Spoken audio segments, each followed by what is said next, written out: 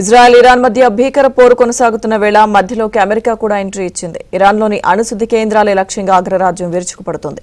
దీంతో పశ్చిమాసియాలో ఉద్రిక్తతలు తారాస్థాయికి చేరుకున్నాయి. అయితే ఈ పరిణామాలపై ఉత్తర కొరియా ఘాటుగా స్పందించింది. ఇరాన్పై అమెరికా దాడులను తీవ్రంగా ఖండించింది. పశ్చిమాసియాలో ఉద్రిక్తతలకు అమెరికా, ఇజ్రాయెల్ కారణమంటూ ఆగ్రహం వ్యక్తం చేసింది. ఈ దాడులు ఒక సార్వభౌమ దేశ భద్రతా ప్రయోజనాలను, ప్రాదేశిక హక్కులను ఉల్లంఘించడమనేనంటూ మండిపడింది.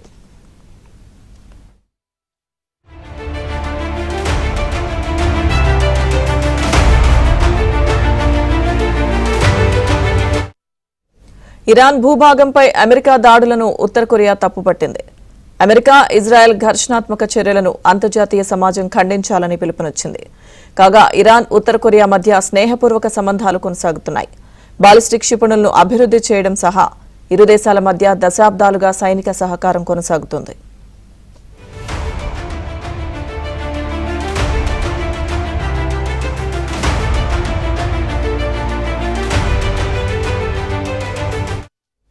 కాగా ఇరాన్కు సహాయం చేసేందుకు ముందుకు రాలేమని రష్యా అధ్యక్షుడు పుతిన్ స్పష్టం చేశారు. ఆపరేషన్ రైజింగ్ లైన్ పేరుతో ఇరాన్పై దాడులు చేస్తున్న ఇజ్రాయెల్కు మద్దతుగా అమెరికా కూడా రణరంగంలోకి దిగింది. ఇక టెహ్రాన్లో మెరుపు దాడులు చేసింది. ఇంత జరుగుతున్నా ఇరాన్కు సుదీర్ఘకాలంగా మిత్రదేశమైన రష్యా సాయం చేసేందుకు ముందుకు రాకపోవడంపై ఆశ్చర్యం నెలకొంది.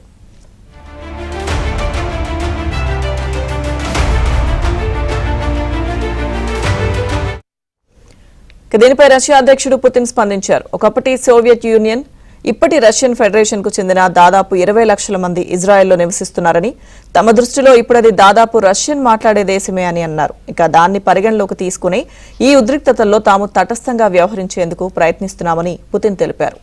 మిత్రదేశాలపై రష్యా నిజాయితీని కొంతమంది విమర్శిస్తున్నారని, వారంతా రెచ్చగొట్టే చర్యలకు పాల్పడేవారేనని పుతిన్ మండిపడ్డారు.